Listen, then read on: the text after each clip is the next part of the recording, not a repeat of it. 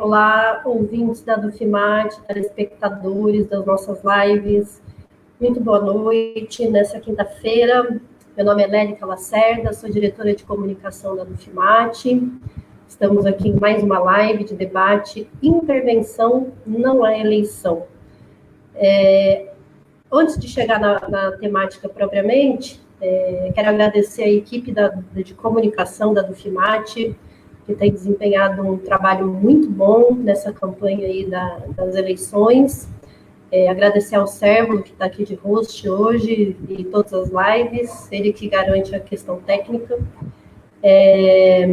Quero avisar vocês que nós temos conteúdos produzidos no Instagram, no Facebook, nós temos um WhatsApp que tem disparado os nossos materiais, então se você tem interesse de receber os materiais produzidos pela equipe da Dufimate, nosso telefone é 65 9686 8732.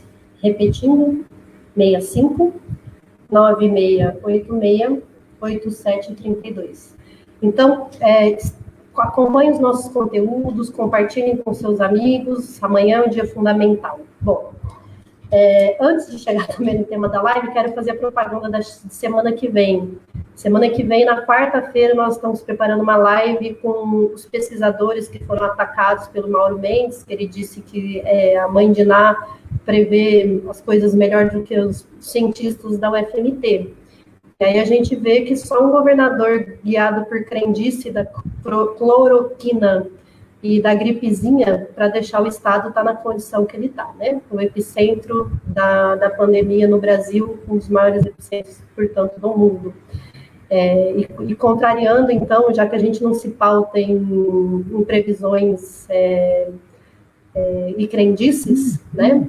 Na semana que vem nós traremos os pesquisadores para eles dizerem quais são esses dados que tanto atormentam o Mauro Mendes a ponto dele ter que se prestar ao ridículo de reivindicar a mãe de Ná. E na sexta-feira, não menos importante, nós teremos um debate fundamental, um debate de conjuntura, compreendendo essa virada autoritária do país e como isso reverbera dentro da universidade, com ninguém menos que Virgínia Fontes. Sexta-feira, na live da Dufimate. Bom, o tema de hoje é intervenção não é eleição, né? Há muito tempo, desde que esse colégio eleitoral foi instituído, a gente vem chamando a atenção de que nós não estamos diante de um processo eleitoral. Trata-se de mais um processo de golpe, mais um passo dado rumo a inserir um interventor dentro da UFMT. A leitura da Dufimate é a de que a intervenção, na verdade, ela já começou desde o ano passado, quando foi construída uma crise a partir da inviabilidade financeira da UFMT, que não conseguiu quitar a conta de luz. Isso foi feito um pretexto para descredibilizar a gestão pública, a universidade pública, ataque à reitora, depois a MP 914, que tentou instituir um processo de eleição que não respeitava a tradição democrática da UFMT. Quando essa resolução caiu, essa medida provisória foi vencida, o Bolsonaro editou uma nova medida provisória, ainda no tempo do Weintraub, em que dava direito ao Weintraub de colocar o interventor que ele quisesse no período da pandemia. Essa MP também foi vencida, e então, por dentro da UFMT, nossos próprios colegas empreendem um movimento golpista ao instituir um colégio eleitoral, a revelia da posição das entidades representativas, como a gente já fez lives mostrando, chamando essa eleição que, do nosso ponto de vista, é só um processo que, aliás, nem somos nós, o próprio presidente da mesa que instituiu o colégio eleitoral disse, né, nas palavras dele, essa eleição tem por objetivo dar ares democráticos à escolha do reitor. Né? Então, a posição da Dufimate é que isso se trata de mais um passo de intervenção. Mas não é só nossa. Tivemos 2 candidatos que já tinham a sua candidatura já sendo anunciada, construída e consolidada há algum tempo.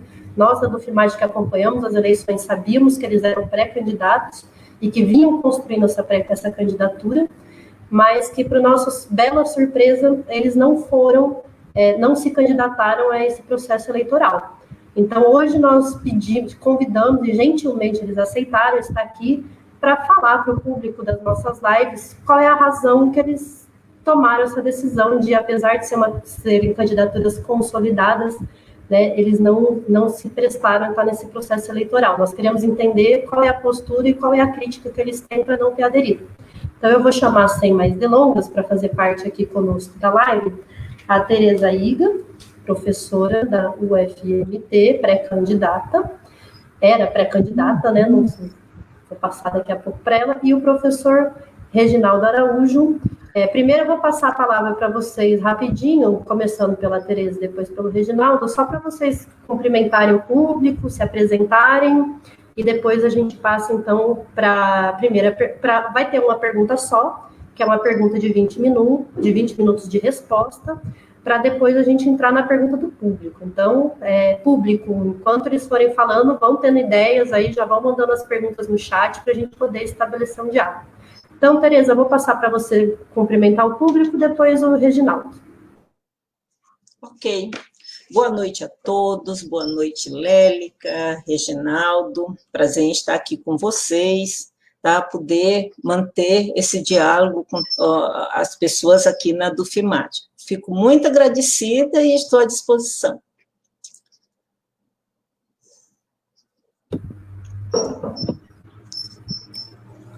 Boa noite, Lélica, boa noite a todos que estão nos acompanhando. De imediato, agradecer da oportunidade de estar dialogando aqui com a companheira professora Tereza, e, ao mesmo tempo, estar colocando à disposição para estar dialogando. Que bom que nós estamos aqui.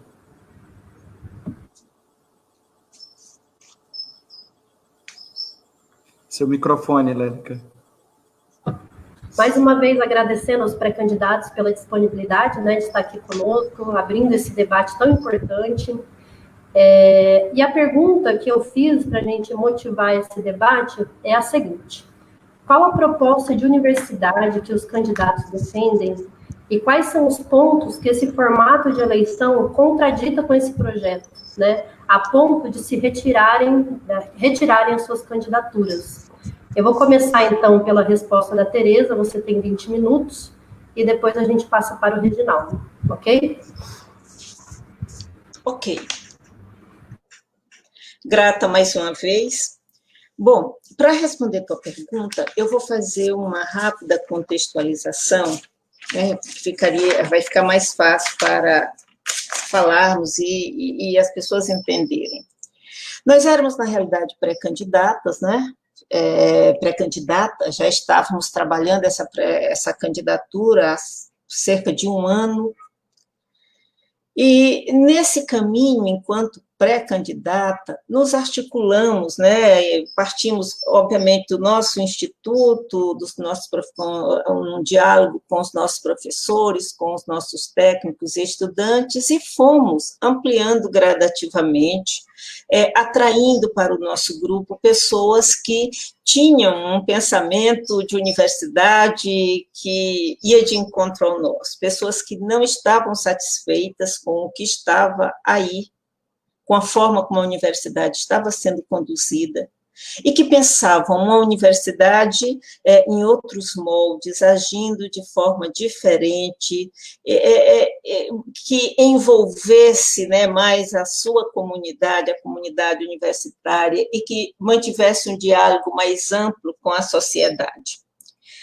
Então, como nós falamos, né, nesse processo estávamos agregando professores, técnicos, estudantes, inclusive professores e técnicos aposentados. A nós interessava muito conhecermos as experiências desses colegas aposentados, né, suas frustrações, como eles tinham vivido essa universidade, o que eles não tinham gostado, o que eles achavam que poderia ser feito para termos uma universidade melhor. E fazendo a leitura, né, trazendo para o nosso debate específico dentro desse grupo as suas memórias, né, a universidade que eles conheceram, a universidade que eles pensavam porque achávamos que a partir dessa base, desse entendimento, né, do que foi e do que é a universidade atualmente, nós poderíamos pensar mais concretamente uma universidade para daqui a 5 anos, para daqui a 10 anos, uma universidade para o futuro, partindo, portanto, dessa base do hoje. Bom, nesse caminhar, obviamente que à medida que a gente trazia essas pessoas e conversávamos, a gente ia fazendo alguns compromissos, mas é preciso explicar o que são esses compromissos, né? O compromisso de trabalho, o compromisso de um projeto de universidade. Íamos atraindo essas pessoas, sabíamos, e nessas discussões desse grupo que se ampliou continuamente, nós sabíamos que precisaríamos fazer muitas mudanças dentro da universidade. Se estávamos insatisfeitos com o que estava aí, com o que acontecia, qual era a universidade, então, que queríamos? O que pensávamos, né, que a universidade deveria fazer, a quem deveria atender nos próximos 5, 10, 15 anos, enfim, uma universidade para o futuro. E, para fazermos, sabíamos, essas mudanças, né, várias mudanças que a gente... E eu vou já falar um pouco do que, pelo menos de algumas dessas mudanças, uma coisa era importante, não daria para fazer nenhuma mudança se não tivéssemos o apoio de uma base ampla. Essa base era essencial. Não se pensava, né, é impossível você pensar em unanimidade, claro que não, mas em maioria, em agrupar, em trazer as pessoas, porque a mudança, ela ocorre de fato, ela é feita e ela é incorporada quando a sociedade assume aquela mudança, vê essa necessidade. E, neste caso, para nós, era muito importante, e é muito importante, né, na construção de um processo como esse, que nós tivéssemos uma eleição paritária, que a participação de técnicos e estudantes, né, e professores, né, tivesse essa paridade, que eles viessem e quando nós propuséssemos alguma coisa ou aprovássemos, fosse uma aprovação, fosse uma discussão de todos. Seria a participação desse todo que iria, de fato, dar a base para efetivarmos determinadas mudanças. No momento em que isso não foi possível, né, aconteceu a eleição dessa forma, quer dizer, frustrava muito aquilo que havíamos pensado, aquilo que tínhamos como compromisso, porque não haveria participação de todos. Nesse ponto, eu acho que a gente tem que esclarecer também algumas coisas, né? Porque esse processo, ele foi um processo muito atropelado, e eu não estou falando de atropelo da semana passada, nem do mês passado, nem da agora. É um processo que ele realmente veio acontecendo de uma forma irregular, ou ainda não aconteceu, né, desde o ano passado. Então, assim, eu lembro, inclusive, na época eu conversei muito com o professor Reginaldo, nós trocamos muitas ideias sobre isso, ainda ano passado, em novembro, quando vimos que o processo não andava, porque nas eleições anteriores, no mês de novembro, no mês de dezembro, as inscrições dos candidatos já eram efetivadas. As entidades, a ADUFIMAT, o DCE, o SINTUF, já estavam trabalhando desde agosto, setembro, para realizarem essa consulta à comunidade. E como isso não acontecia, nós procuramos inicialmente a Dufmat, mas também procuramos o DCE e fizemos contato com o Sintuf, que foi um pouco mais difícil, porque estava num momento mais delicado lá para eles, o coordenador não estava, havia saído da universidade, então foi uma coisa foi mais difícil esse contato. Mas com a Dufmat, que é a nossa casa, né, nós somos sindicalizados, foi o contato mais fácil. Nós estivemos ainda em novembro conversando com a Dufmat, conversamos com a reitora, também nesse mesmo período. E o que aconteceu é que, por N razões, que eu não vou levantar aqui, mas o sindicato depois, a Dufmat pode levantar também, né? Não foi possível iniciar naquele momento. Então, quando nós estivemos em novembro, nós chamamos a Dufmat, tinha uma assembleia no início, eu não lembro mais se foi 2 ou 4 de dezembro, mas foi bem no início do mês, levaram para a assembleia essa discussão, eu participei também, e se deixou para fazer essa eleição, para iniciar o processo em fevereiro. Bom, e aí eu acho que você, Lélica, colocou já muito bem, nós fomos tendo uma série de dificuldades logo nessa sequência, porque no final de dezembro o presidente publicou a 914, que entrou em vigor, acho que em 1º de fevereiro, né, porque o Congresso estava em recesso. E quando se adiou esse processo em dezembro, obviamente não se esperava que tivéssemos pela frente esse decreto, tampouco uma pandemia. Então, esses fatos se juntaram e nós chegamos agora em junho com tudo atrasado, e para cumprir aquele calendário, né, de encaminhar 60 dias antes, a lista tríplice já está em Brasília, já não dava mais tempo fazer um processo da forma como era feito nos anos anteriores.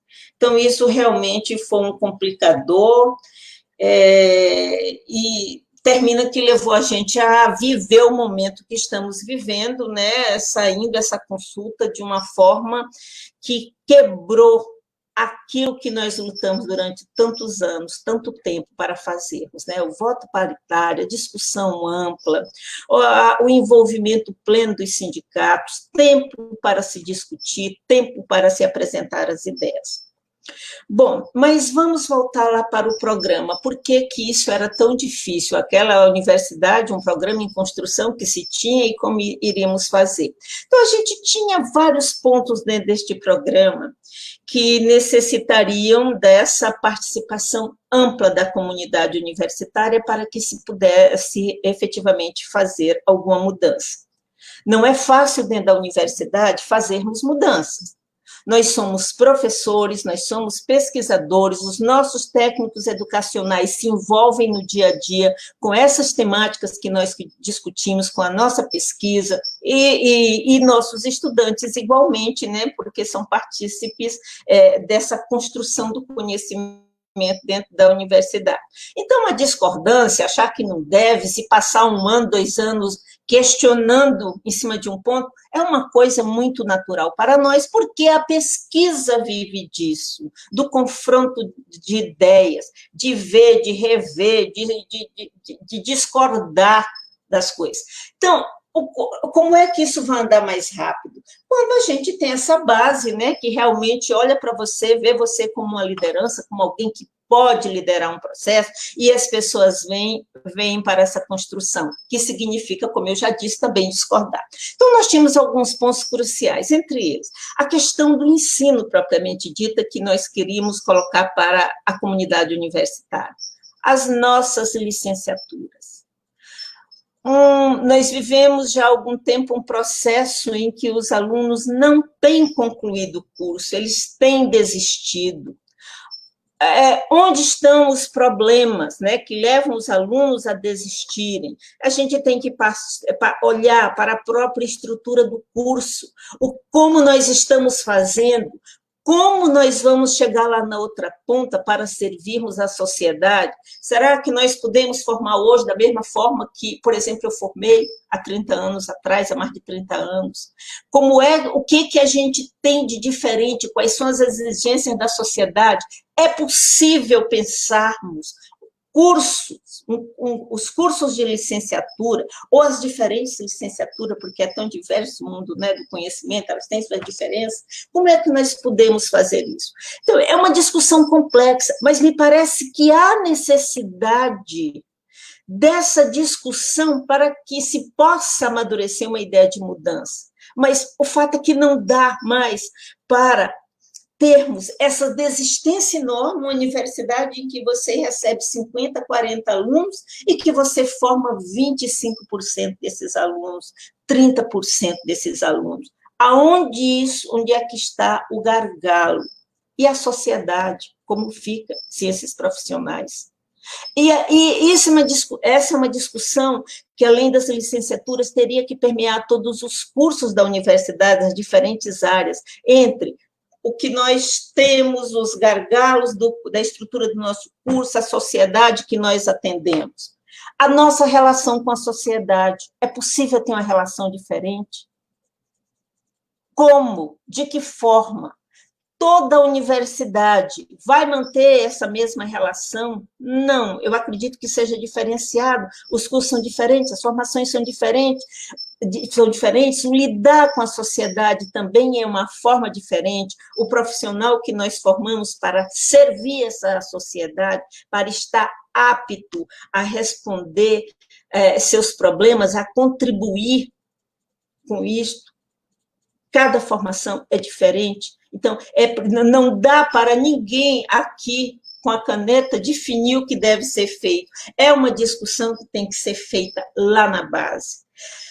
O mundo do trabalho, as relações de trabalho, que já questionávamos antes da pandemia, e quando veio a pandemia, isso nos pareceu assim, muito mais claro dentro desse conjunto de professores, de técnicos, estudantes, que vimos crescendo cada vez mais, uma das discussões era essa.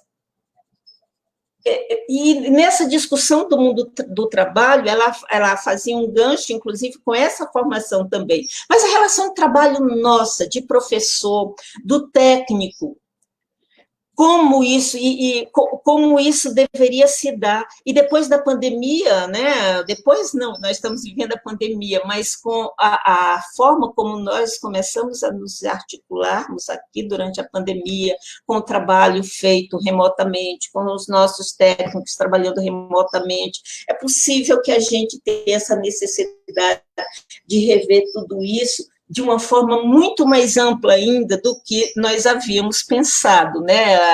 É uma coisa que se impõe. Creio que as relações de trabalho pós-pandemia, elas mudam no mundo inteiro. Teríamos que ver, e com a pandemia isso também se colocou muito gritante para a gente, quando a gente falava ainda há pouco nos cursos, nas respostas, na formação, nessas relações com a sociedade. Eu acho que agora, durante a pandemia, isso se colocou também de uma forma assim, muito interessante, e que a universidade não vai poder fugir desta discussão. E ela nunca se fugiu, acho que ela teria que ser mais incisiva a partir de agora. Mas porque quando a gente vê a total dependência tecnológica do país, se precisa da máscara, tem que importar, do respirador tem que importar, do medicamento tem que importar, alguma coisa está muito errada.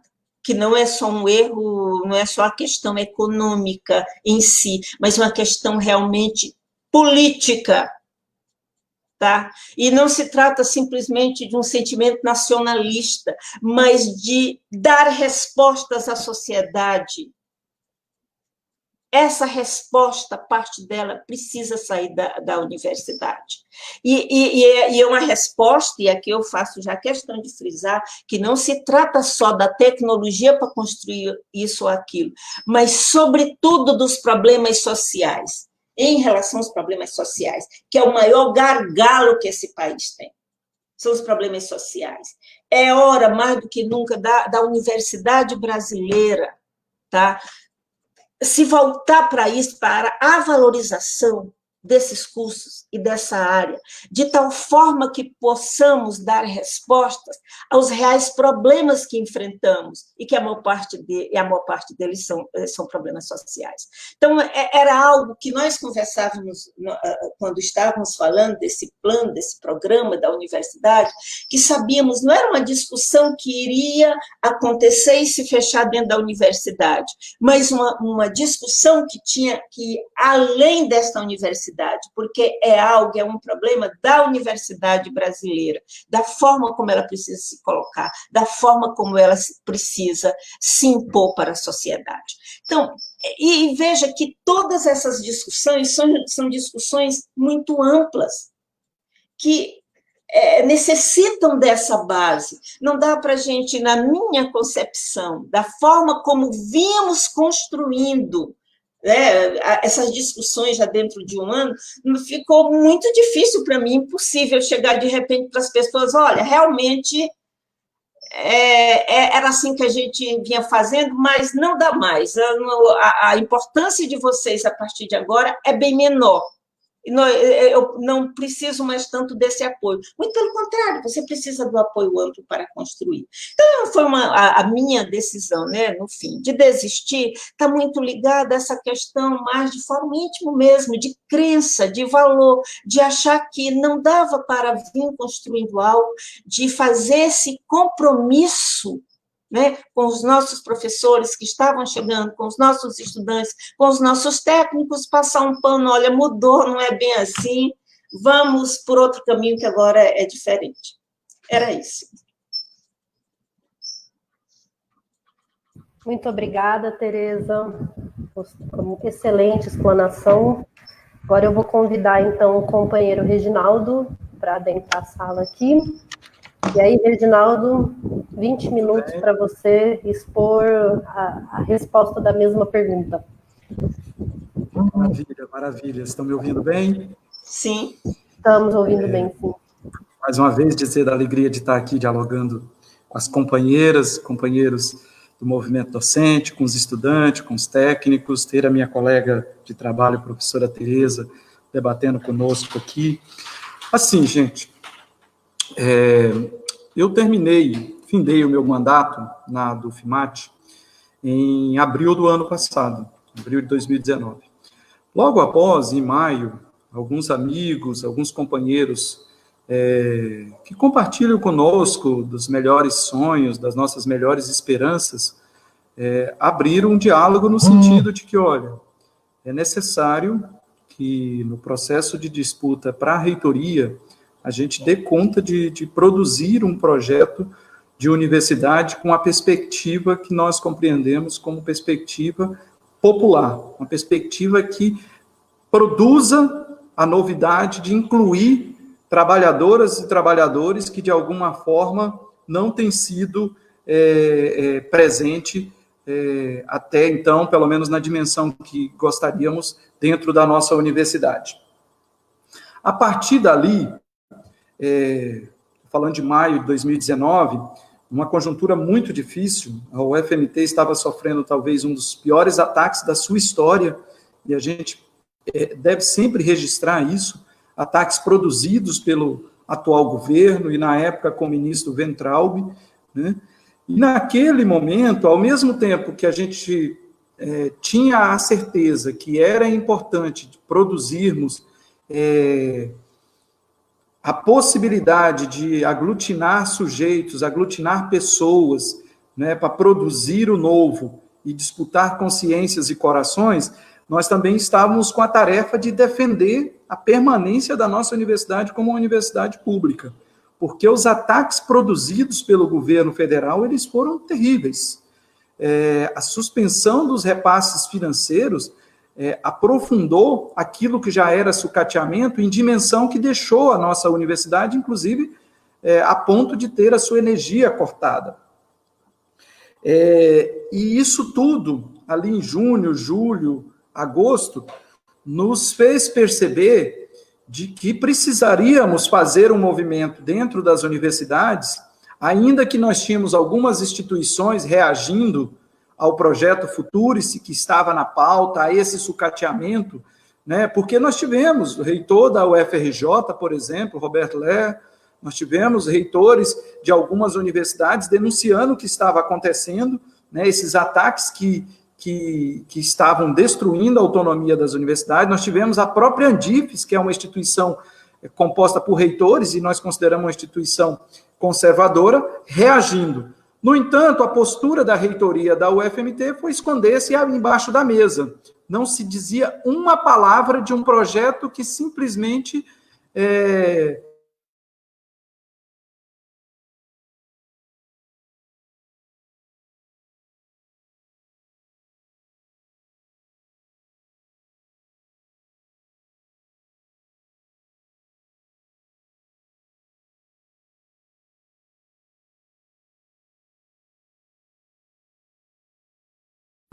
Pessoal, parece que o Reginaldo caiu, então, até que ele volte e possa concluir a fala dele, eu vou aqui cumprimentar as pessoas que interagiram conosco. Dar uma boa noite para a Ana Roy, a nossa companheira do movimento de mulheres, movimento indígena. Dar boa noite para o Tiago também, companheiro que constrói com a gente, o Emerson, o Domingues. Boa noite a todos. Deixa eu botar meu microfone. Boa noite a todos. Sempre um prazer estar com vocês. Pronto, o companheiro voltou. Companheiro, você tinha falado uns 5 minutinhos. Vou devolver para você aí, você tem mais uns 15, viu? Vai tranquilo aí. Toda a conexão aqui do computador. Não tem problema, aproveitei para cumprimentar o público, mas pode voltar, a fala é sua. Maravilha, maravilha.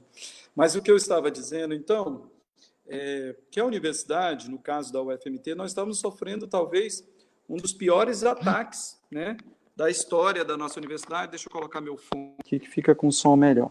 Da história da nossa universidade. E, ao mesmo tempo, nós estávamos tentando criar um ambiente que possibilitasse, né, de minimamente a gente debater que existem desafios importantes para a gente dar conta, como, por exemplo, o desafio de fazer com que essa universidade crie vínculo, aproxime, torne-se responsabilizada, sinta-se responsável de produzir junto aos grupos vulneráveis do nosso país. E de quem que eu estou falando? Eu estou falando das 327 mil famílias que estão no estado de Mato Grosso e que estão abaixo da linha da miséria. O mesmo estado que adora anunciar aos quatro cantos que tornou-se o celeiro do mundo porque produz arroz, feijão, cana-de-açúcar, de forma soja, de forma que bate recorde ano a ano, a mesma produção que possibilita a maior produção de carne de porco, de boi, piscicultura, frango e assim por diante, é o estado que tem 327 mil famílias passando fome. Tem um bairro ao lado da nossa universidade, chamado Bairro Renascer, que é 150 metros da UFMT, que tem companheiras nossas que fazem um movimento chamado Movimento Renascer, que estão com campanhas de arrecadação de cestas básicas para garantir que parte da população tenha acesso à alimentação, porque no período da pandemia, essas pessoas que já viviam em dificuldade, agora estão, inclusive, passando fome. Então, é esse contexto que a universidade precisa se sentir desafiada. As pessoas que fazem a direção da universidade, elas precisam sentir-se responsabilizadas. E esse não é um movimento somente da nossa universidade. Na nossa opinião, precisa ter reitores, precisa ter dirigentes que busquem fazer com que a universidade dialogue numa perspectiva da importância de retomarmos o conceito aprovado na Constituição de 88, com muita luta, que está presente no artigo 207, que nos garante autonomia. Autonomia de pensamento crítico, autonomia na construção democrática, autonomia na sua estrutura financeira, e essa perspectiva, no nosso pensamento, ele é possível de se construir a partir de uma perspectiva de se construir um projeto popular de universidade, que dialogue com a população indígena, que dialogue com o movimento negro, que dialogue com as pessoas que estão presentes nas periferias da nossa cidade, né? Só para a gente chamar a atenção, A UFMT, nos últimos anos, tem vivenciado um momento muito belo no que tange a possibilidade de novos sujeitos dentro da universidade. Nós hoje temos indígenas, né, oriundos, seja das aldeias lá dos Yalaputi, Camaiurá, lá no Alto Xingu, onde eu pesquiso, seja dos Bororos, aqui em Rondonópolis, seja dos diversos grupos, parecis, diversos grupos. Nós temos população, eu mesmo tenho alunos que são oriundos dos espaços quilombolas aqui da região de Poconé, né? Nós hoje temos alunos que são ali do Osmar Cabral, do Pedra 90, do Jardim Vitória, do Pascoal Ramos, do Florianópolis, sabe, bairros da periferia, do Sucuri, de Várzea Grande, e mesmo da periferia de Várzea Grande. Então, isso nos deixa muito felizes. No entanto, esses sujeitos têm enfrentado dificuldades muito grandes de permanecer dentro da universidade, tanto pela falta de recurso, como a falta de compromisso da atual reitoria. Vamos lembrar, em 2018, os estudantes produziram um dos movimentos mais interessantes e mais ricos da história da UFMT, que foi uma greve dos estudantes. Essa greve envolveu todos os cursos, a universidade como um todo parou. E os estudantes fizeram esse movimento porque a reitoria, de um dia para o outro, queria passar o restaurante universitário, que é subsidiado, de R$1 a alimentação para R$11, sem dialogar, né? E quando alguns estudantes, junto com a ajuda de alguns pesquisadores da universidade, revelaram que o restaurante administrado pela família Maluf, aquela mesma que estava envolvida em corrupções até o pescoço com a turma do Pedro Táxi, a universidade simplesmente ignorou. Os estudantes pesquisadores mostrando, tem superfaturamento aqui. E a universidade ignorou, mas os estudantes foram para a rua, porque eles entenderam que ali não estava se discutindo só restaurante universitário, estava se discutindo se a gente continuaria ou não com a universidade com responsabilidade de ser inclusiva, se nós estávamos ou não discutindo uma universidade com a responsabilidade de garantir o direito daqueles que sonharam e conseguiram acessar a nossa universidade a poder ter uma vida melhor. E aí, então nós, voltando à discussão de projeto, nós acreditávamos, e para nós ficou muito evidenciado isso, quando a universidade começa a ser atacada de todos os lados pelos bolsonaristas, e aí a gente tem que dizer de onde vêm esses ataques, gente, que inclusive sugerem que os servidores públicos são zebra gordas, que dizem que os nossos estudantes não fazem outra coisa a não ser fumar maconha. Ou seja, o ministro da Educação concede uma entrevista acusando as universidades de serem plantadoras de maconha em grande extensão. Explicar a droga que foi encontrada no avião presidencial, até hoje não se teve explicação. Agora, fazer insinuações para com as universidades era a prática cotidiana desses caras. Então, nós acreditávamos que era possível a gente apresentar um projeto com a perspectiva que repense a universidade no sentido de garantir a sua autonomia, mas a autonomia que está garantida na Constituição, autonomia financeira, autonomia de cátedra, autonomia que permite que os nossos pesquisadores possam fazer as suas investigações sem serem tolhidos no seu trabalho. Ao mesmo tempo, esses desafios, e quando eu falo de desafios, eu estou falando dessa população que passa fome, mas eu estou falando também da população que não tem saneamento básico, eu estou falando da população que não tem um sistema único de saúde de qualidade. E nós estamos, por exemplo, vivendo um dos momentos mais difíceis da nossa história, que é a pandemia. E aí eu poderia estar colocando aqui com toda tranquilidade qual é a contribuição da UFMT, a não ser aquela feita por alguns professores e alguns núcleos nos seus esforços individuais para produzir algum tipo de benefício para a população. Nós temos um hospital universitário sendo construído na estrada de Santo Antônio do Levergé, que poderia ser finalizado e hoje talvez seria a referência para o Covid, o atendimento de quem está cometido de Covid no nosso estado, mas não. A nossa reitoria, talvez estava pensando em disputa eleitoral, não se fez um movimento, né, para minimamente fazer aquele hospital começar a funcionar. É esse contexto que nós estamos discutindo. Agora, recentemente, por exemplo, recebeu R$500 mil, a reitoria, em vez de fazer um debate com toda a comunidade, né, ele recebeu esses R$500 mil para combater o Covid, o reitor foi lá e adquiriu álcool em gel. Até hoje tem gente perguntando, mas para que álcool em gel se a universidade está parada? Então, é uma universidade que não dialoga, porque poderíamos estar dialogando que esses 500 mil era mais estratégico, uma parte lá para Sinop, para o laboratório que tem lá para fazer o exame de Covid funcionar, e o laboratório que está em Barra do Garças, que também tem condição de fazer exame de Covid, funcionar. Teria outras lógicas, mas talvez poderia ser outra prioridade. Agora, para isso, a gente precisa ter reitoria que dialogue, precisa ter reitoria que senta com as pessoas e possa minimamente discutir com as pessoas. Um outro desafio que a gente chama a atenção é que esse mesmo Estado, que tem essa construção e tem essa produção rica, é o Estado da destruição do meio ambiente. E aí, gente, não há um outro ente, não há uma outra instituição que tenha a responsabilidade de dizer, olha, o desmatamento, a destruição do meio ambiente vai ter consequência.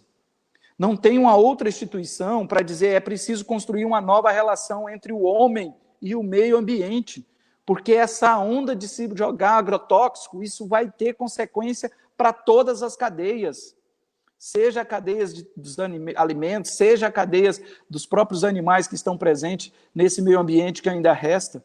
E a universidade ocupa um espaço privilegiado, nós pesquisadores. Agora, é preciso que a universidade minimamente crie condições para que esses sujeitos consigam avançar.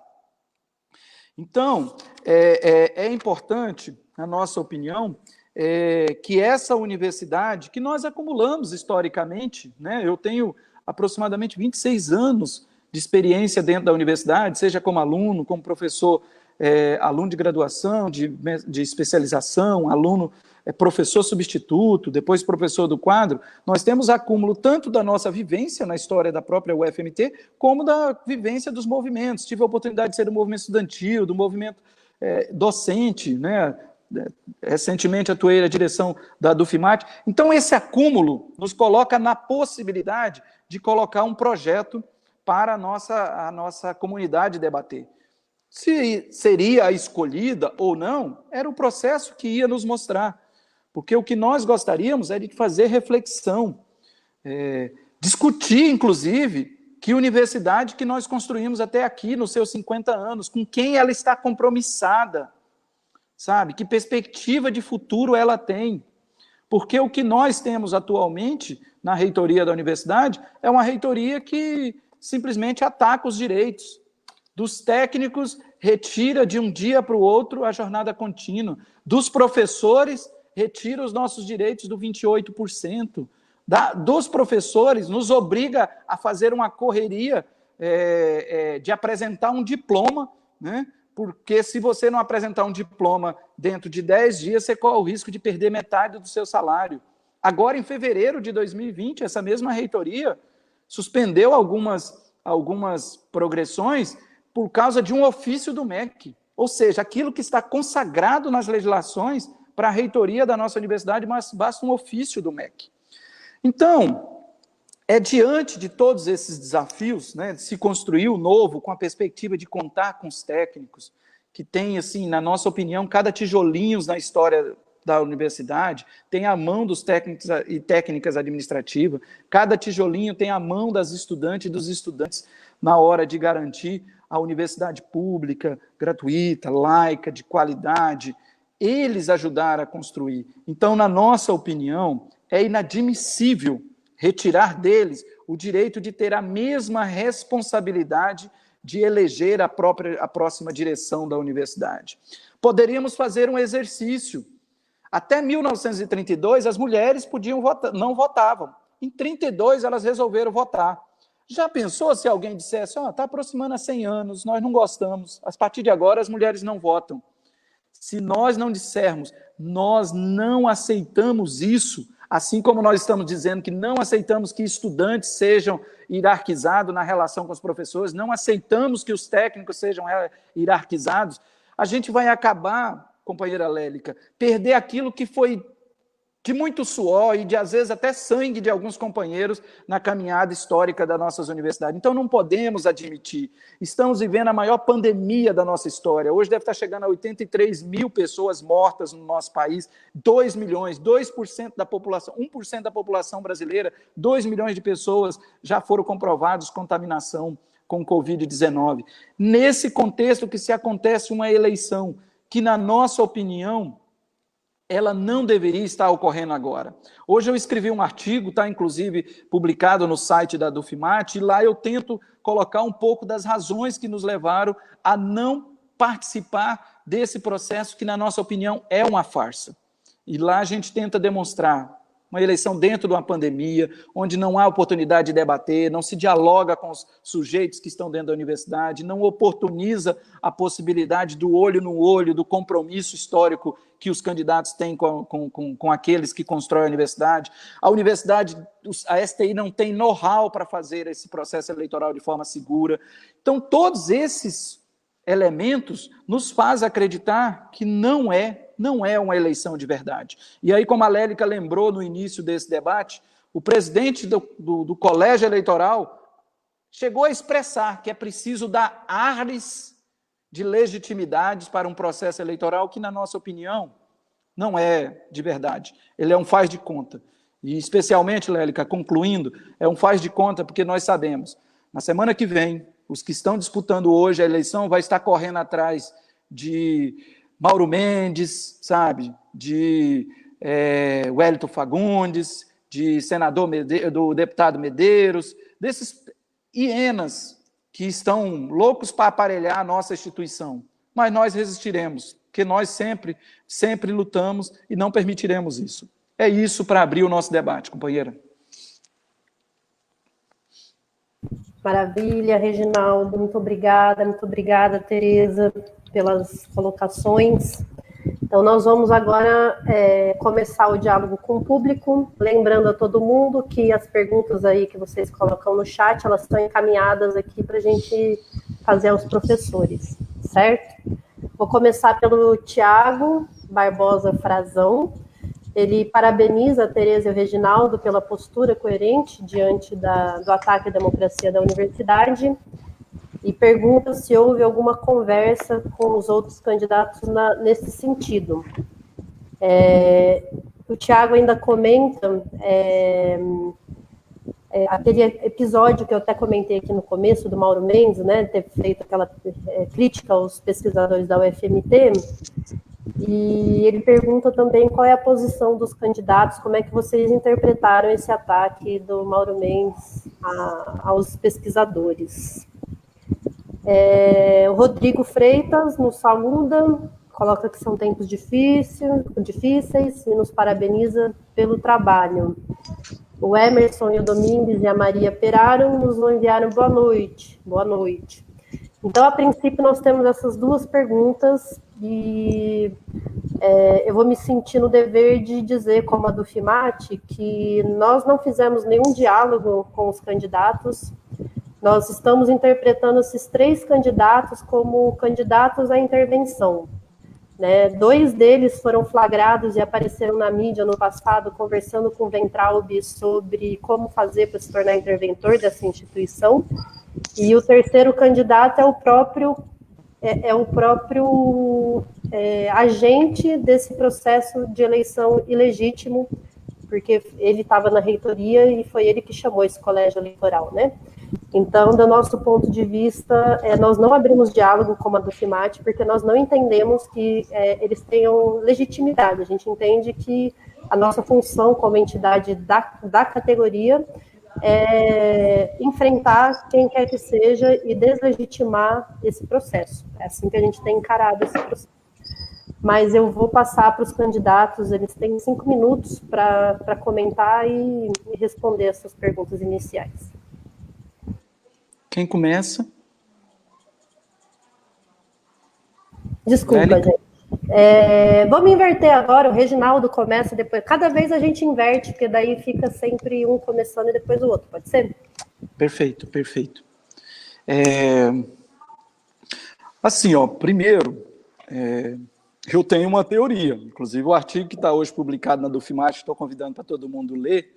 A teoria é o seguinte: os candidatos que estão colocados na disputa, todos eles já encontram-se articulados em outras estruturas para se tornarem reitores da nossa universidade. Então, por isso que eu estou alegando que O processo eleitoral é uma farsa. 2 candidatos, né, e aí não tem que escamotear, o professor Alexandre e a professora Daniela aparecem em fotos com o Weintraub e aparecem num vídeo dando a receita, o Weintraub dando a receita de como dar um golpe na universidade. E ele diz, vocês precisam estar na lista tríplice entre os 3 primeiros. Esses sujeitos aparecem, inclusive, fazendo foto de arminha. Gente, não são dignos de sentar na cadeira da reitoria da universidade. Não são dignos, porque eles estavam ao lado de um ministro que representa o pior que se tem de ataque à história das universidades públicas brasileiras. Então, logo de cara, não cabe, na nossa opinião, diálogos com sujeitos que têm esse tipo de comportamento. Não se cabe esse tipo de diálogo. A reitoria, o atual reitor, nós tentamos, dentro das instâncias, convencê-lo que o caminho que ele estava levando à nossa universidade, a partir das instâncias, criaria uma estrutura que possibilitaria das velhas hienas tomarem conta da universidade. E aí eu vou ser bastante didático. Historicamente, gente, as nossas eleições sempre foram frágeis. Né? Porque a legislação de 95, ela sempre dá o poder para o presidente da República, dentro da lista tríplice, escolher uma pessoa. Mas tinha um elemento. Quando uma pessoa era eleita, todos os outros candidatos diziam assim, ó, eu reconheço que fulana será o reitor ou reitora da nossa universidade. Mas ele dizia isso numa perspectiva de mais de 30 mil pessoas que não admitiriam usurpador no cargo. Agora, dessa vez, não. Amanhã, eu tenho certeza, vai ser uma eleição pífia. E o sujeito que sair da urna mais votado não vai ter moral nessa comunidade, porque vai ser usurpador do cargo. E no dia seguinte, esses mesmos sujeitos vão estar negociando com os políticos. E aí eu acredito que os 3 candidatos a reitores vão estar fazendo negociações para tomarem posse. Lamentavelmente. E nós não aceitaremos esse tipo de reitor em nossa universidade. Do Mauro Mendes. É uma postura que vem na mesma linha do Donald Trump, né? Que buscou de todas as formas desacreditar a ciência, atacar as universidades e atacar os pesquisadores. O Donald Trump produziu um país que tem quase 150 mil mortes. Por acaso, um outro governante muito parecido com Donald Trump, chamado Jair Bolsonaro, teve a mesma postura. E o seu país já caminha para quase 100 mil mortes. Eu não fico feliz com isso, porque dói o coração. Eu, às vezes, me emociono quando eu estou assistindo televisão e eu vejo os rostos das pessoas que estão morrendo. Quando eu abro o meu Facebook, são centenas. Eu tenho uma rede de amigos muito grande, eu sou militante de um sindicato nacional, e aí são amigos de Belém, amigos de São Luís, amigos de Salvador, que perdeu mãe, que perdeu irmão, que perdeu tio, que perdeu cunhado, que perdeu seus entes. E é o Bolsonaro, aquele mesmo que tem a mesma postura do Donald Trump, né, que até hoje segura mais de 70% dos recursos da Covid no Ministério da Saúde, não foi liberado até hoje os recursos para a Covid, está esperando chegar a 200, 300 mil mortes. Assim é a postura do Mauro Mendes, negacionismo da ciência, negacionismo daquilo que os pesquisadores apontam, daquilo que a universidade aponta. Esse mesmo governador, com seu secretário, há uns 2 meses atrás, tem uma entrevista do secretário dizendo assim, para que nós vamos aumentar mais leitos, se nós estamos com os leitos aí desperdiçando sem ter ocupantes? Eles estavam falando isso há 2 meses atrás, estavam preocupados porque os leitos não estavam ocupados, e por isso estavam dizendo que não precisava se fazer o distanciamento social. Hoje, que não tem lugar para as pessoas nos hospitais, esses mesmos sujeitos vêm dizer que não foram avisados. Então, é a mesma linha, sujeitos que acreditam da ciência e desacreditam porque a ciência tem como tarefa revelar aquilo que eles não têm coragem de revelar. É isso a minha leitura sobre esse movimento do Mauro Mendes. E quero reconhecer que o nosso sindicato, de forma muito bela, deu uma resposta à altura, está publicado nos jornais de circulação no nosso estado, deu uma resposta à altura a esse que não merece o nosso respeito. Governador Mauro Mendes. Obrigada, Reginaldo. Agora eu passo para a Tereza. Obrigada. Bom, essa primeira parte sobre o contato com os professores das outras chapas, no final do ano ainda, sempre teve, acho que, uma conversa mais próxima com o Reginaldo, para ir atrás aqui da Dufimate, mas também chamamos a candidata Daniele, ela também participou de reunião com a reitoria, para conversarmos sobre o início para deflagrar, né, o início do processo eleitoral. Ela participou conosco.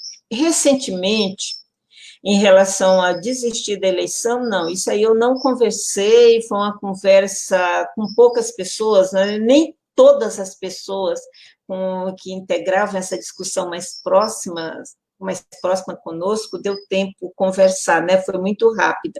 Mas falei com o Reginaldo, ele já havia desistido antes de mim, e acho que uns 3, 4 dias depois dele, quando nós decidimos também não participar, eu comuniquei para ele, e conversamos sobre isso, né? Sobre por que ele já tinha falado, por que ele não queria, eu disse, olha, não dá também, nós vamos desistir em razão disso e disso, então essa conversa nós mantivemos. Mas da desistência eu não tive mais essa conversa com os demais candidatos. Com a candidata Daniele, também eu lembrei, a gente, depois, já no dia seguinte, ela conversou comigo, mas desistiu mesmo, desisti, e trocamos algumas ideias ainda sobre isso aí. Mas não cheguei a perguntar nem a questionar por que os demais estavam seguindo, né? Aí foi uma caminhada que aí eu já não participei mais. Aí eu, inclusive, me ausentei muito do processo de eleição. Em relação ao ataque feito pelo governador, é lamentável ao extremo. Nossa, como dói ver a universidade, ver nossos pesquisadores que quase todos nós na universidade, né, o nosso pesquisador faz o que faz com uma dificuldade imensa, sem estrutura, o que mais conta é a sua formação, a sua qualificação, a sua boa vontade, os seus estudantes, né, que trabalham nesse processo, e ver uma pesquisa tão qualificada, esse tipo de trabalho ser simplesmente assim, sem nenhum respeito, sem nenhuma consideração, ser jogado no lixo, né? Porque o que ele fez foi descartar totalmente, desvalorizou, que eu acho que é o mais doído, para a sociedade, quer dizer, joga para a sociedade uma imagem da universidade que não lhe faz jus em momento algum, extremamente grosseiro com os nossos pesquisadores. Via nota, sim, a manifestação da Dufimate, os diretores também, né, que se colocaram em relação a esse processo. O que eu não sei se saiu, talvez é para ter saído nas últimas horas, mas no primeiro dia não saiu nada, foi da reitoria. Né, uma nota de imediato, e em termos imediatos não saiu. A gente esperava que, naquele momento, a reitoria se colocasse na defesa da instituição. É inadmissível levar um chute daquele e a instituição não se manifestar. São nossos professores, são nossos pesquisadores, são nossos estudantes envolvidos de alguma forma, e se dá o silêncio por resposta, como se a crítica procedesse. Um absurdo. Realmente... é de indignar. É isso. Estamos passando por tempos muito difíceis, né? Esse avanço autoritário tem imposto um conjunto de ataques ao pensamento livre, à arte, à ciência. Tem sido bastante duro, né, passar por isso. E quero dizer aos ouvintes que a Dufimate chamou para amanhã uma coletiva de imprensa, em que nós estaremos na presença dos professores que constituem o núcleo de pesquisa, e nós daremos a nossa resposta ao Mauro Mendes, né? Nós não vamos nos calar e vamos defender a universidade pública, gratuita, socialmente referenciada até o fim, né? Não vamos nos calar nem vamos intimidar. E ficamos muito felizes, né, como instituição, de ver que entre nós temos 2 candidatos, nós temos 2 companheiros que fazem jus à trajetória democrática da instituição E com certeza essa posição de vocês diante desse processo eleitoral que a gente pretende derrotar, a gente pretende que amanhã seja esvaziado, e que a gente consiga demonstrar a ilegitimidade desse processo na escolha, né, de qualquer... E aí, isso eu quero reverter em pergunta para vocês, que é o seguinte, na fala dos dois, eu acho que fica muito evidente, assim, a necessidade de se construir uma base que venha caminhando junto, construindo a universidade que queremos, né? E me parece que essa eleição, ela carrega em si um conjunto de dúvidas. Vocês acham que essa eleição ela vai resolver ou aprofundar essa falta de sentimento de representatividade, né? Essa crise política interna, vamos por assim? Como vocês acham que vai ser conduzir um mandato a partir dessa eleição, né? E queria saber qual é a postura de vocês. Vocês entendem que vale a pena votar amanhã? Vocês consideram que a melhor estratégia é o boicote, né? Nós, a do FIMAT, queremos o boicote porque nós queremos que ela seja não representativa para que a gente possa contestá-la, e a nossa meta é construir, assim que a gente tiver condições sanitárias, a consulta de verdade, né? Não sei qual é a postura de vocês, eu queria que vocês se posicionassem um pouquinho sobre isso tudo que eu acabei de colocar, e aí, desse momento, vamos começar com a Tereza, depois eu passo para o Reginaldo.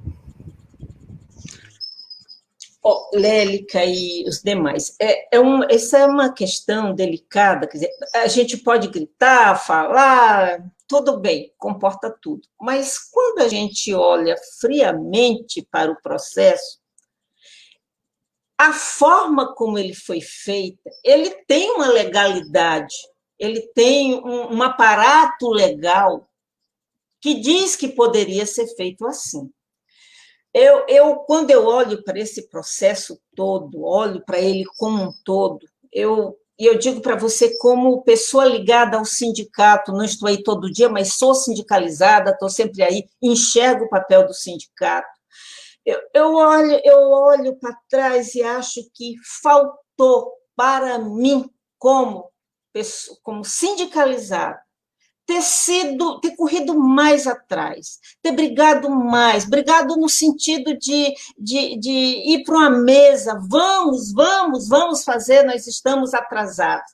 Mas ano passado, nessa corrida, sinceramente, eu ficava assim, até pouco assim, à vontade, se a vida será possível, e aí eu trocava sempre uma figurinha com o Reginaldo, né? Será possível como é que isso vai ser entendido? Eu estou correndo, estou puxando. Aí ele também participou conosco dessa ida ao sindicato, da busca da realização no passado. Então, eu acho que quando aquilo aconteceu, e ninguém tinha bola de cristal para saber o que vinha na frente, eu, no fim, acordei também no sindicato, por isso que eu estou sempre trazendo. Eu também. Vamos fazer em fevereiro, vamos fazer. Aí, de lá para cá, foi um atropelo, né? Porque aconteceu tudo que a gente não esperava, desde da medida provisória do presidente até a pandemia, né? Que é o pior que poderia ter acontecido. Então, isso aí realmente já tirou da gente essa possibilidade. E nos últimos momentos, quando eu quero falar os últimos momentos, nas últimas semanas, não foi possível estabelecer esse diálogo pelas razões, até o Reginaldo já colocou muito bem, né? Quer dizer, não é exatamente não houve essa prática de diálogo na última gestão.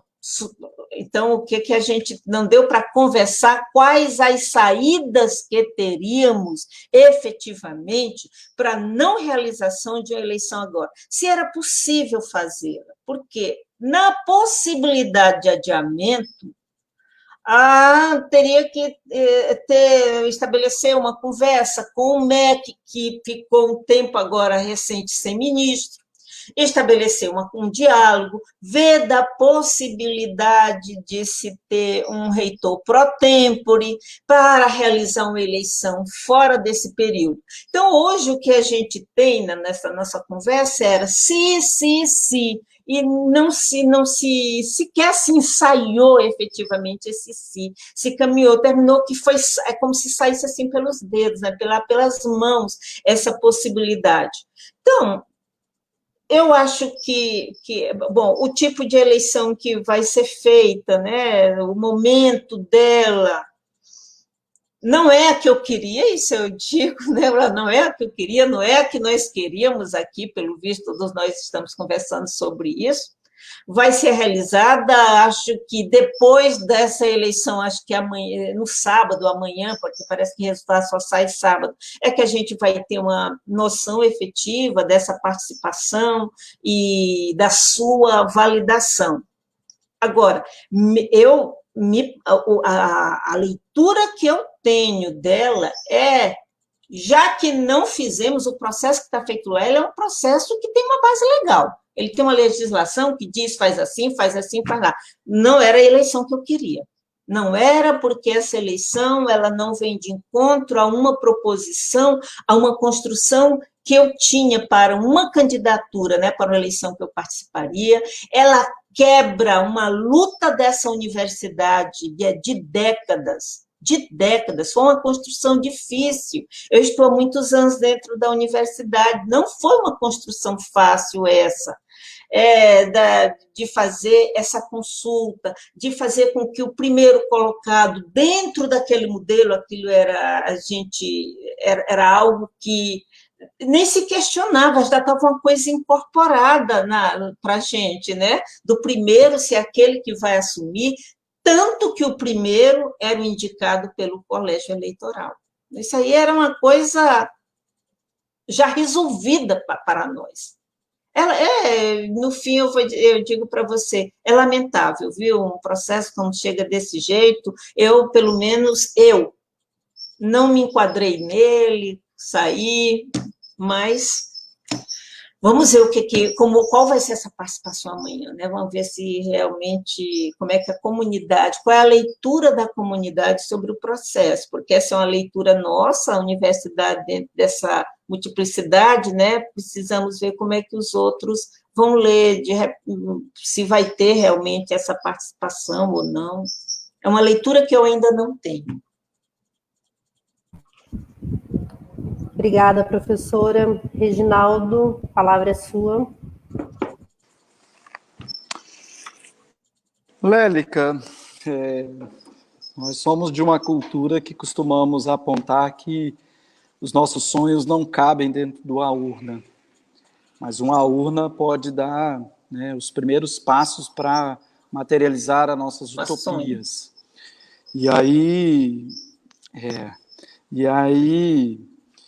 eu não tenho nenhuma expectativa com candidatos a reitores, como eu já disse, que implementam a política de governos como o do Bolsonaro. E 2 candidatos aparecem pousando ao lado de um ministro que teve como único objetivo destruir as nossas universidades. E de uma reitoria que mostra-se absolutamente subserviente a serviço do MEC. A atual reitoria, com seus projetinhos de empreendedorismo, o vice-reitor, o atual reitor, até esses dias andava com a pasta de empreendedorismo debaixo do braço. E eu não quero uma universidade que seja administrada por pessoas que acham que universidade tem que buscar financiamento nas pequenas parcerias com os interesses do agronegócio. Não é a universidade que eu quero. Eu quero a universidade com financiamento público, garantindo aquilo que está na Constituição. Eu assisti o primeiro debate, está tendo um nesse momento, eu não acompanhei, porque eu estou aqui nesse debate, mas esses candidatos simplesmente esquecem de debater a autonomia. E discutir o FMT, necessariamente, tem que discutir a autonomia. Esses sujeitos não têm moral, na minha opinião, para discutir minimamente a manutenção de democracia na nossa universidade. E a universidade ela tem que exercitar a democracia, mesmo porque é algo muito difícil, mas espera-se que aqueles que estão dentro do espaço da intelectualidade a reinvente, a repense. Tem um fenômeno que aconteceu no movimento estudantil, naquela greve de estudantes, que poucos de nós nos atentamos. Me lembro da companheira Laís chamando a atenção, olha, os estudantes estão com um modelo de democracia que eles fazem os seus debates em reuniões com os administradores da universidade, com todo mundo numa roda presente para ouvir e junto assumirem os seus rumos. Não tinha uma liderança nomeada de você vai lá e posiciona por nós. É um outro modelo, é reinventar a democracia numa outra perspectiva. Tem muitos grupos indígenas que têm essa postura. Eu estudei durante 8, 10 anos os conselhos indígenas do Xingu e observei como é que era desde o Maranhão ao norte de Mato Grosso. Isso é muito semelhante ao que alguns grupos indígenas fazem. E a Laí identificou que alguns grupos na Europa também têm modelo semelhante. Que a construção da democracia ela pressupõe o debate permanente com todos e todos decidindo. Não tem essa história de você é meu representante. Então, a democracia é um processo para se aprofundar, para repensar, e a universidade tem essa tarefa. A companheira Tereza chamou a atenção. Se a gente for olhar, a eleição tem ares de democracia, como o próprio presidente do colégio tentou dar. Ela tem ares, porque ela está obedecendo os regimentos. Mas vamos lembrar, os negros eram escravizados dentro da legislação.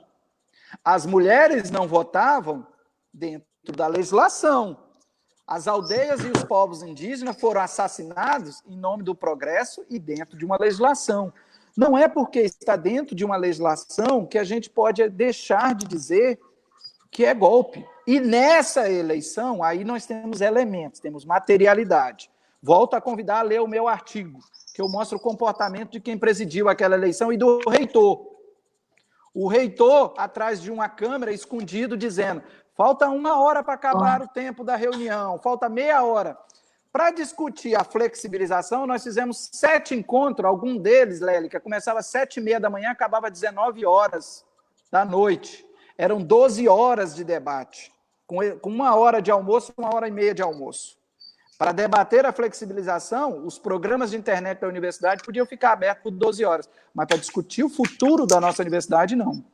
Uma eleição que é feita dentro de uma pandemia onde as pessoas estão morrendo, que não dialogou com os diversos grupos. Gente, a nossa universidade tem grupo organizado religioso, grupo esportivos, grupos LGBT, grupo negro, grupo indígena, grupo de estudantes de diversas áreas, professores organizados em centros de pesquisa. Historicamente, um candidato a reitor tem que dialogar com cada um e amarrar os compromissos e ouvir essa comunidade, não é isso, Tereza? Ouvir, porque nós também não damos conta de apresentar um projeto que daria conta de todas as perspectivas. É no processo de ouvir, e isso não aconteceu. A eleição de amanhã não possibilitou que os candidatos fizessem esse exercício. Então, na minha leitura, são sujeitos que não têm a legitimidade para fazer a direção da universidade. E aí eu vou estar junto com os companheiros que constroem o movimento docente, discente, movimento estudantil, movimento dos técnicos, debatendo e dizendo: o reitor que ocupar o espaço da reitoria vai ser um usurpador, porque fez parte de um processo não reconhecido pela sua comunidade. Então, nós temos a clareza. Você que participará da votação amanhã estará colaborando para fortalecer uma farsa. Uma farsa. E aí eu convido, leia o meu artigo, que eu vou demonstrar lá que quem vai definir quem é o nosso reitor vai ser o Piveta, vice-governador do nosso estado, vai ser o Wellington Fagundes, vai ser o José Medeiros, vai ser o Jaime Campos, vai ser a turma dos bolsonaristas lá em Brasília, porque nós sabemos que no dia seguinte as 3 chapas vão estar correndo atrás desses caras para serem nomeados para a direção da universidade. Então, Lélica, a partir do momento que tomarem posse, nós vamos dizer: vocês são usurpadores desse cargo e nós estamos aqui para não deixar roubar nossos direitos. Muito bem, agora a gente vai encaminhar para o nosso último bloco, em que eu peço, muitas vezes nas perguntas não cabem algumas colocações que talvez vocês tinham expectativa de colocar, então agora é o momento de vocês terem uma fala um pouco mais livre, mas vamos dialogar um pouco aqui com o que o público colocou. Bom, Graziele Pena comenta: parabéns aos professores Reginaldo e Tereza por não participarem da eleição. A Maria Peraro comenta que, de qualquer forma, parabenizo a Dufimate pelo oportuno debate, aos professores Tereza e Reginaldo. Abraços. Maria Ângela Martins comenta: me representam.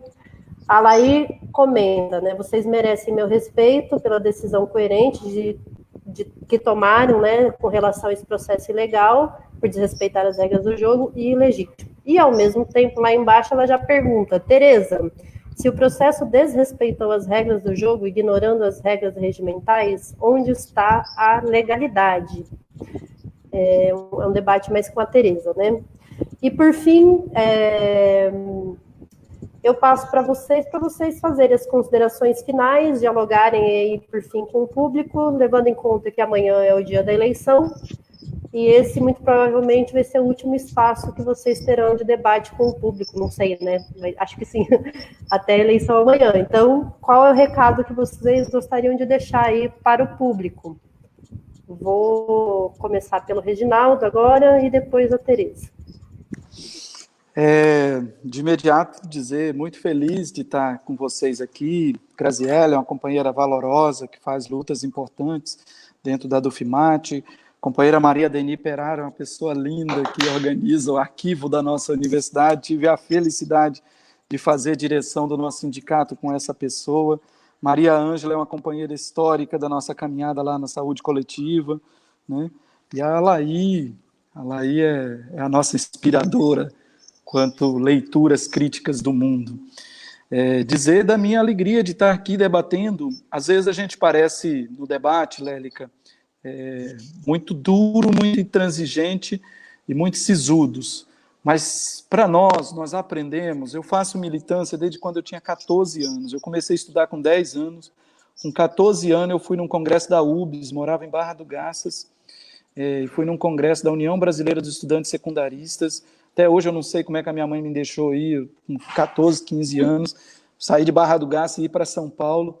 E a gente aprendeu que, às vezes, quando a gente não põe o pé na porta, eles entram e roubam tudo. Então, às vezes, a gente precisa ter a clareza de que o que estão fazendo nesse momento é roubar a universidade que nós construímos nesses 50 anos. Esses sujeitos estão roubando a autonomia da universidade, estão roubando a democracia da nossa universidade e nós não podemos permitir. Então, se você ainda não está convencido quanto ao processo que vai ocorrer amanhã, procure dialogar com aqueles que têm leituras críticas sobre esse processo e que participaram de um colégio eleitoral que não permitiu que os estudantes falassem, não permitiu que os professores que estavam fazendo uma leitura diferente daquele que dirigia a reunião expressasse opinião, não obedeceram os regimentos da universidade. O presidente daquela sessão, que é professor da nossa universidade, sequer admitiu que aquela instância é uma instância que está prevista no nosso regimento, está no nosso regimento, no artigo 27 do Estatuto da Universidade, que o colégio especial, eleitoral especial, é que constrói o processo. E esse professor é o professor Scalope, professor do direito, desconheceu e ignorou qualquer regra. A regra foi feita pelo que ele achava que tinha que ser feito. Então, para nós, sabe, e a reunião do dia 26, que nem sequer a ata poderia ter aquilo que foi produzido no dia 17, algo novo, gente. Eu sou historiador. Você não permitir que na ata se reflita aquilo.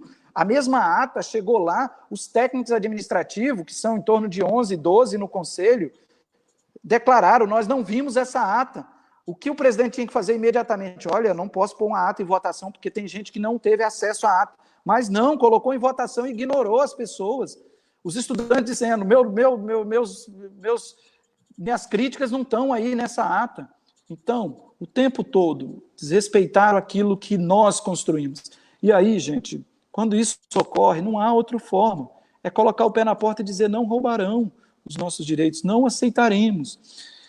E aí, só para finalizar, nós temos histórias de muitas resistências. Me recordo ainda esse ano, em fevereiro, março, registrar, Lélia, que eles estão fazendo isso porque nós estamos em isolamento. Porque se nós estivéssemos no cotidiano da universidade, nós ocuparíamos aquele auditório, assim como nós fizemos em fevereiro, março, quando não permitimos a 914 ser colocada em votação e a reitoria desse o golpe na nossa democracia. Nós também ocupamos a universidade, não deixamos, por exemplo, com Futures, produzindo no ginásio do esporte, um espaço com quase 5 mil pessoas para dizer não, Futures. Teve uma pessoa dentro do ginásio votou, e aí a democracia, que votou favorável. E depois, dentro do colégio eleitoral, teve um professor que votou favorável. Então, eles nos roubam o direito porque está pela internet. É aquilo que o ministro lá, do Ambiente, falou, é a boiada passando. Mas daqui a pouco essa pandemia passa, porque tudo passa, e nós estaremos lá todos os dias na reitoria dizendo usurpadores e não aceitaremos que roubem nossos direitos. Gente, de coração, continuamos esperançosos. Muito obrigado por aqueles que estiveram aqui. Muito obrigado a Dufimate por nos possibilitar esse espaço. Obrigado à professora Tereza por compartilhar conosco desse momento. Beijos, beijos. Estamos por aqui, firmes na luta. Professora Tereza, a palavra é sua para a sua despedida aí do pessoal. Tá. Muito obrigada. Deixa eu só conversar um pouquinho com a Laí, minha colega de tanto tempo. É o seguinte, quando eu falo no lado da legalidade, eu estava me referindo àqueles pontos, né?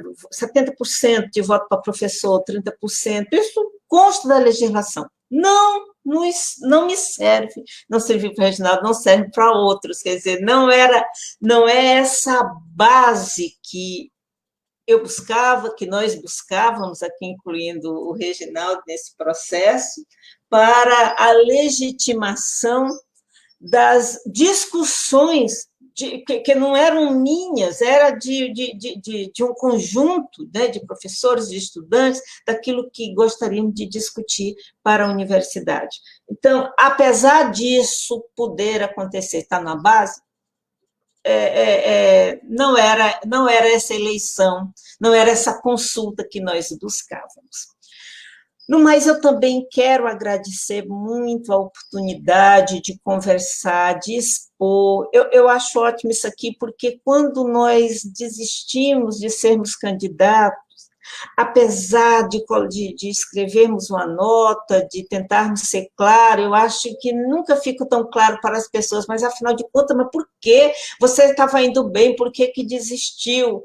E às vezes as pessoas se surpreendem também quando a gente coloca, não dá para ser candidato, não dá para pensar em chegar à reitoria se eu não for efetivamente eleita da forma, né, como nos parece ser clara e legítima, para termos legitimidade para agirmos. Então, e esses encontros terminam, né, que eles facilitam esse contato com o público e a gente falar das razões, né, do que a gente pensa, do que nos levou a tomar essa decisão. Concordo com o Reginaldo, a pandemia está fazendo um estrago para além muito de tudo, né, que a gente está vendo aí, porque muitas coisas estão acontecendo sem reação, ou sem uma reação à altura. Eu fico pensando aqui naqueles pronunciamentos do presidente, e as pessoas na janela batendo uma panela, mas aquilo, imagina a proporção que aquilo teria em outros momentos, né? Ou até mesmo dos confrontos desses grupos de apoiadores, né, que saem aí em frente ao quartel e tudo em relação ao que a sociedade, a maioria, pensa. Então, eu acho assim que muita coisa está acontecendo exatamente porque as pessoas precisam e, por responsabilidade, devem se preservar, devem ficar em casa, não podem se expor, não podem prejudicar o todo, né? E aí está realmente passando a boiada neste aspecto. Agradeço mais uma vez, beijos, tá? Foi um prazer enorme estar aqui com vocês. Muito obrigada. Obrigada, professor. E só queria dizer que a Elisângela, a Renascer e a Águida Borges vieram manifestar o que eu quero manifestar a vocês, que é o orgulho de ter entre nós candidatos, pessoas que carregam em si princípios éticos acima, né, de interesses próprios, interesses pessoais, esse respeito a construção daqueles que lutam, e aí eu quero terminar com o Brecht, que é bem curtinho, os que lutam. Há aqueles que lutam um dia e por isso são muito bons. Há aqueles que lutam muitos dias e por isso são muito bons. Há aqueles que lutam anos e são melhores ainda.